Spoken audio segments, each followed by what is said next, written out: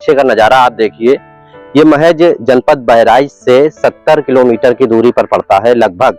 आप यहाँ आ सकते हैं और इन पहाड़ियों का, इन झरनों का यहाँ पर आनंद ले सकते हैं। एक बार यहाँ जरूर आइए। और आप ठीक, मैं दाहिनी तरफ कहूँगा, कैमरामैन से दिखाएं। यहाँ देखिए कितने टूरिस्ट आते हैं, तमाम मोटरसाइकिलें खड़ी हैं, कार खड़ी है। अगर आपके पास कार नहीं है तो आप मोटरसाइकिल से भी आ सकते हैं, अपनी कार से भी आ सकते हैं और यहाँ का आनंद ले सकते हैं। मैं एक बार फिर से कैमरामैन से कहूंगा ये नजारा दिखाएं। ये जो दूर तक आप देख रहे हैं, ये पूरा पहाड़ियों का इलाका है। सोनपत्री इसको बोलते हैं। जनपद श्रावस्ती में आता है ये। भिनगा से जैसे ही आप आगे बढ़ेंगे आपको सोनपत्री मिलेगी। वहां रास्ते में वहां पर आश्रम लिखा हुआ है, सोनपत्री आश्रम।